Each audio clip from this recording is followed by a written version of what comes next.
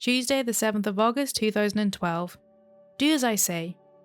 Smoking is dumb. I could end this post right there and there would be very little argument or discussion, except possibly from diehard smokers who will only give up their cigarettes when they die. I can't blame people for starting to smoke 50 years ago before the dangers were known and it was still considered cool. However, do any of these sound cool? Heart attack, stroke, lung cancer, emphysema, chronic bronchitis, smelling like crap, breath like Satan's ass? In fact, 4 of the top 10 causes of death in the civilized world can be at least partially, if not mostly, attributed to smoking.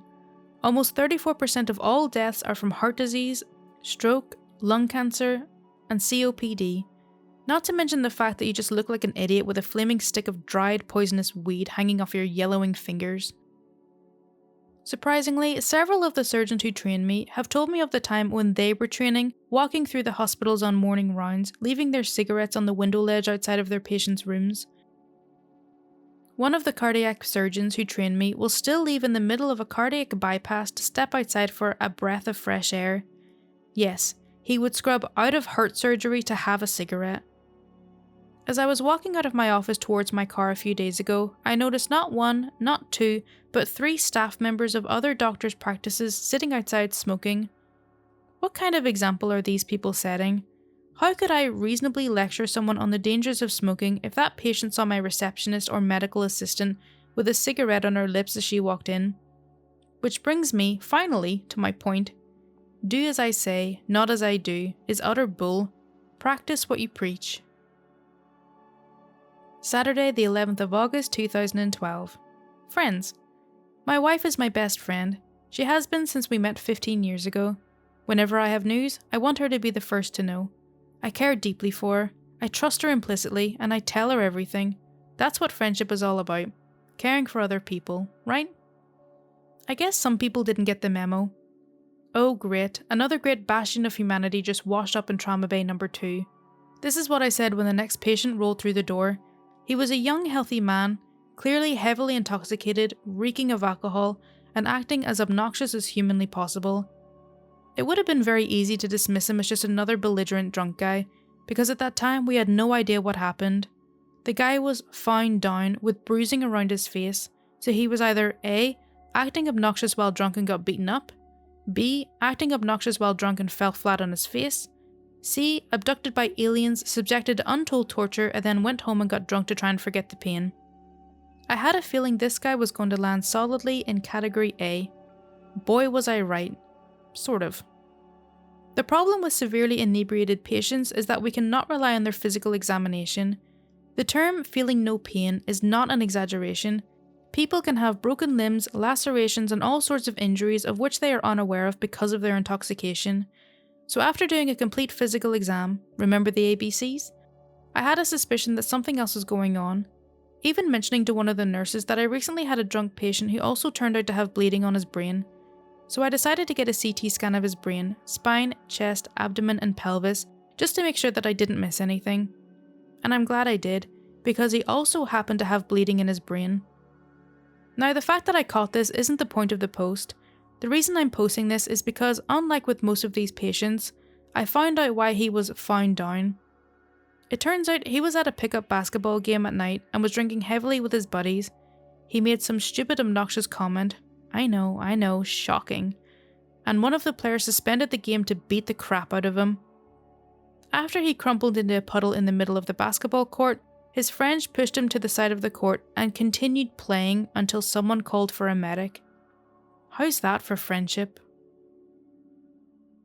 Friday, the 24th of August 2012. The ER. ER stands for emergency room.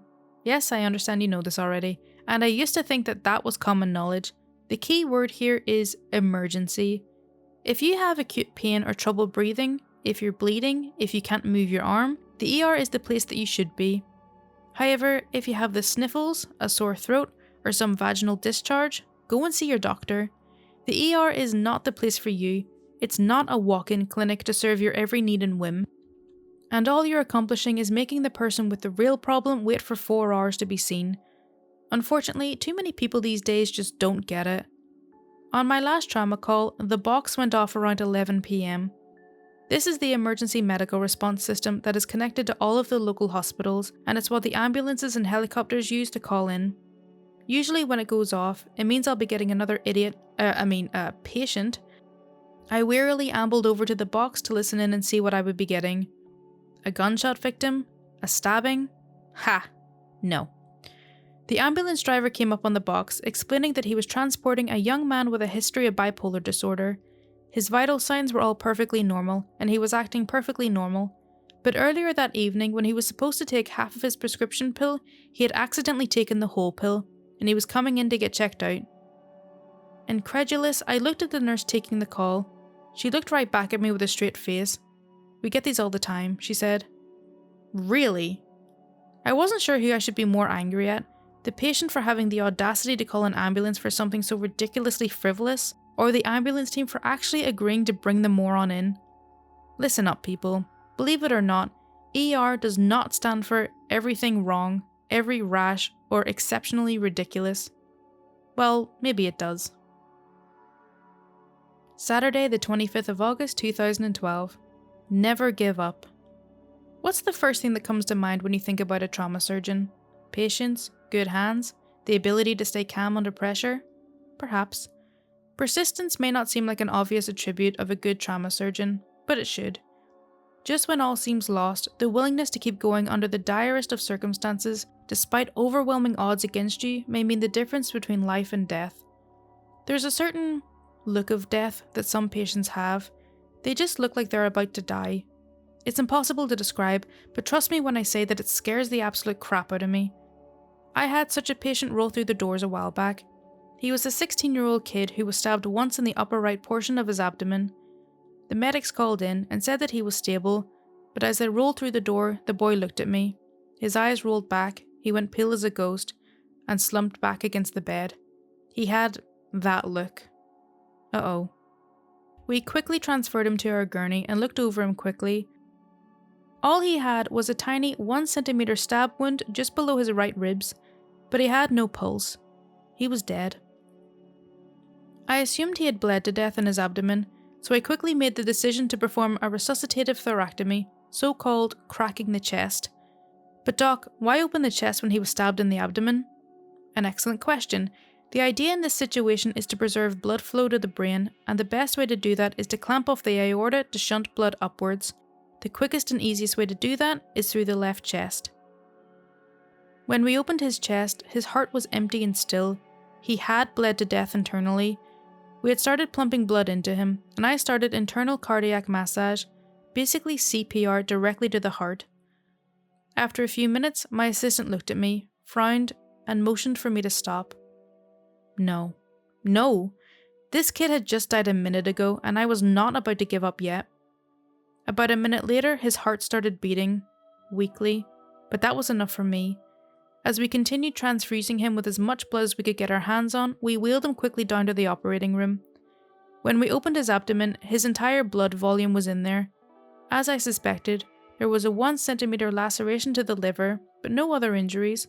I quickly sutured his liver laceration and his heart stopped beating again. God damn it.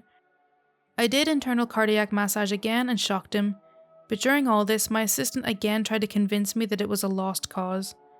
I realised at this point that this boy's chance of survival was around 1%. That's it. But my stubbornness had the best of me, and I kept massaging his heart and transfusing him as fast as possible. A minute later, his heart restarted again. This time, it started for good. A week later, the boy walked out of the hospital. A week after that, he walked into my office.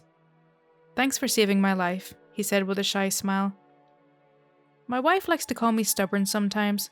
She's right, and I think it's one of my best traits.